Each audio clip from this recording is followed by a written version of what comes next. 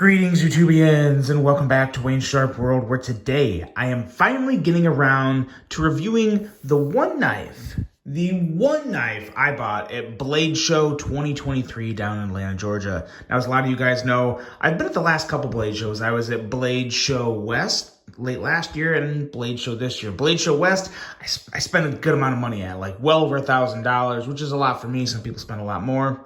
To each their own. Anyway, at this show, I got there late. I got there on a Saturday, so a lot of the real heavy hitters were already sold out by the end of Friday. So there was still a lot of great knives to get, but there wasn't a lot that were really screaming at me like, you have to buy me, except for one, and that is this guy right here, the Tactile knife Maverick.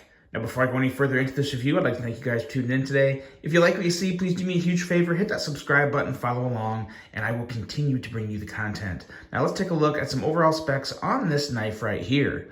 We have an overall length coming in at 6.29 inches, with a blade length coming in at 3.5 inches, and a blade thickness at a rather thin and slicey 95 thousandths. Blade material on this guy is Magnica. You always love to see it, but you love to see it even more when it's heat treated right, and that's what this is. We got an HRC of 63 to 64 on this blade, with a drop point style blade, a flat grind, a handle length coming in at 4.7 inches, and a handle thickness at a nice and comfortable 420 thousandths. Handle material, as you can see, fully contoured, fully milled, excellently milled titanium with a right hand only tip up carry. We're looking at a crossbar style lock, a weight coming in at 3.9 ounces. Now, there is actually another option of this knife available that's micarta. Not nearly as awesome as this one, in my opinion. The micarta variant is coming in at 2.7 ounces, so over an ounce lighter. This is designed by Richard Rogers, who a lot of you probably know of, a very, very good designer in my opinion. I'm a really big fan of a lot of his work. A price coming in at $350 for the titanium version you see here, and then that micarta version is coming in at $250. One thing that makes both of those prices very impressive is the fact that this knife is, and all of these knives, are made in the good old USA down in Texas. So you have that American made factor into it, and still, when you look at everything, a very reasonable price, and I'll go over all that as we go through this video. But let's take a look at some size comparisons and see what this knife measures up with, because it's a pretty good sized knife. We'll pull out a couple big hitters that I think a lot of people will know. This Chris Reeve Knives Ununzan is a very good comparison to this knife, as well as another iconic knife at this point, the Spyderco Paramilitary 2. We'll stick that up there, and we'll kind of just hold the Ununzan down like this because it's not wanting to play nice today. But as you can see, it lines up pretty well with both of these guys. In terms of overall size and profile, probably a little better with the Ununzan. But then I have another knife here that is a very good comparison. I also have this guy right here. This is another all titanium model that I'm really crushing on. This is the Caviso exclusive We Knives Praxis, formerly a Civivi model that is now made premium. And this guy right here, this is the Kaiser Veritas Jacob Lundquist design, and this is probably the closest knife I have to this in terms of maybe not overall length, but in terms of just like handle feel and size, and primarily the handle. Well, I'll show you a little more here in just a second. But as you can see, it is longer than the Veritas, very similar to the Praxis. So pretty good comparisons there, but I want to go a little deeper into the Veritas because I think a lot of people have handled the Veritas. I believe it's sold out at a lot of places. So when you're comparing these two, as you can see, similar handle profiles, actually very close in length. The real difference is blade length, but just in overall thickness and all that good stuff, very, very comparable to the Veritas. So I thought that was worth throwing out there. But now let's dive into just this knife and explain to you guys why I had to have this. First of all, we're gonna touch on the price again real quick. $350 for this.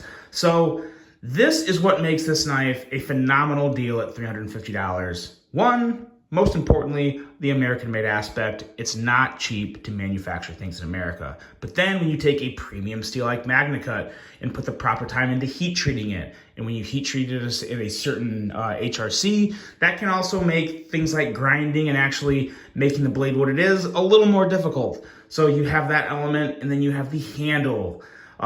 This is a lot of milling put into this handle. You'll see it on their pens as well. Tactile turn, Tactile knife. These are basically the same company, just different divisions. And the quality of milling is just as good as the pens. Lots of time, lots of detail and dedication to making it just that good. And then also, of course, you have internal milling work because there is an internal liner there. So there's a lot of time into making this knife.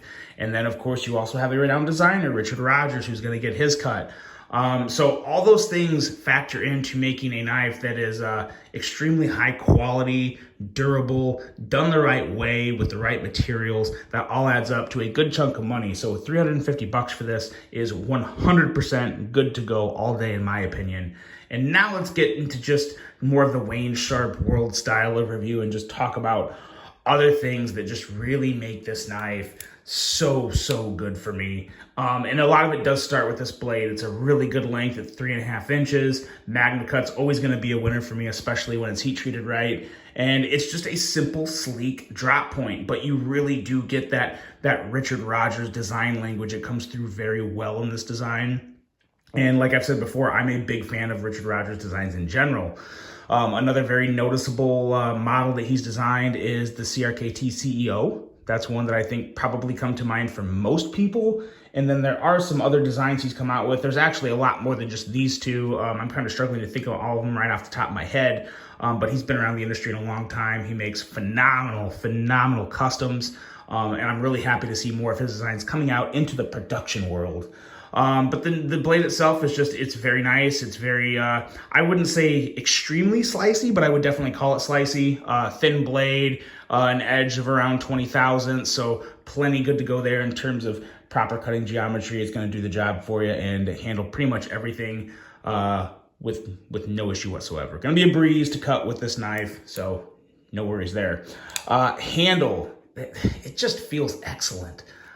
Fully contoured titanium. As you can see, a good amount of contouring there too. Some knives you'll see full contouring, but it's very light contouring. You have a significant amount of rounding on the scales themselves. And then, like I said before, I can't really talk enough about this. The milling on the handle is really kind of the signature element of this knife, in my opinion. It's known really well from the tactile business in general, from the pens now to the knives.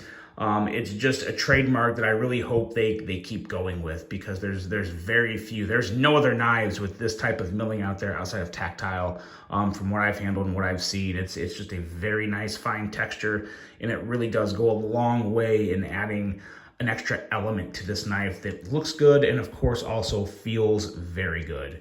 I really like the little detail accent up here of the pivot with just a very clean pivot, kind of an interesting shape that works well with the area up here towards the front of the handle.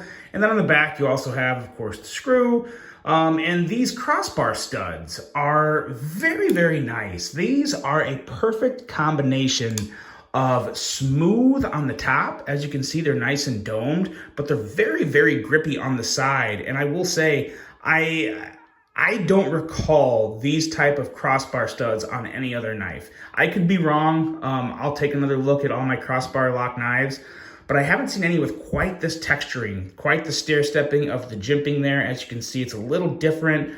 Really nice rounded feeling on top, but a very nice grippy, tacky feel on the sides that really make this a joy to deploy. When it comes to the clip, I really like the clip. I like how it looks, but I think this clip could use a little refining. The reason I say that is the clip has one contact point on the handle, as you can see there. Now this is by design. There's only so much you can do. They could have done something, but they decided to leave it like this. Now I will say there's still enough clip tension to where I'm not concerned about this falling out of my pocket. So this will be a real issue for people who have OCD like me, because it does kind of trigger my OCD. You have a nice contact point on the left side here, but then the right side is not touching the clip. So does it really matter in terms of functionality? No, the clip still works. And it actually feels pretty good in hand too. I mean, you do feel it because it's very much a separate piece of the knife in terms of, I mean, the screws holding it, it's got standoff. So it's a little more separate from the knife than other clips, if that makes sense, at least in terms of how it feels. You feel more of the end, you feel the ramp, not hot spots. Very kind of confused on how it doesn't become somewhat of a hot spot for me, but it just feels good. It's not aggravating or annoying at all. But I would like to see a little bit of refining. I would like to see this clip, maybe a shorter standoff on this side that would lower this end so you have both sides of the clip making contact with the scale. I think that would be a really nice improvement to this knife. There's not many improvements that can be made. I gotta say, this is a very solid build, but I do think that's one of them. I think that'd be a really nice little improvement there on the quality control end, or continuous improvement, and I should say. But no, at the end of the day, it is a very, very well constructed knife overall, and the action is also pretty good. I will say the action is a little stiff. It was definitely stiff out of the box, and I haven't taken this apart yet. The couple people I talked to about it said, don't take it apart, let it work in as it is. And then I think what I'm going to do is probably put another couple drops of KPL in there. But I will say it has broken in really well. It used to be considerably stiff to close, and now I'm to the point to where I can pretty easily whip this blade out. Very easy to deploy. And then when it comes to close, you do need a little bit of wrist, but with a crossbar style lock, I'm kind of okay with that. I'm actually kind of used to it. Before something like the Kaiser drop bear came out that was on bearings, this is running on washers. So yes, washers can be very, very smooth, but they're never gonna be like bearings unless you're buying like a custom. Like customs can have some incredible, incredible washer action, but this is not a custom. This is a production, and it's important to keep those two things separate because there's a lot of other elements that come into play when you're comparing a custom to a production knife.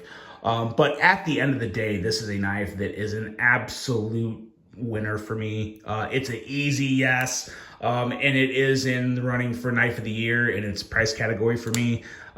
This is another knife that I don't really ever see myself selling. It fits really well into what I look for in a true EDC, fits well into my style and lifestyle in general of what I like to carry. Just a very, very enjoyable piece. That I really look forward to taking on a lot of rides in the pocket. So that's it, guys. That is the Tactile Knife Maverick. Let me know what you think of this. I think a lot of people have already seen this and handled it. So let me know your thoughts on it. I'm really happy to add one to my collection. And like I said, it's one that I think is going to get significant pocket time at Wayne Sharp World. So really hope you guys enjoyed this one. Hope you have a great rest of your day. And until the next one, I'm out.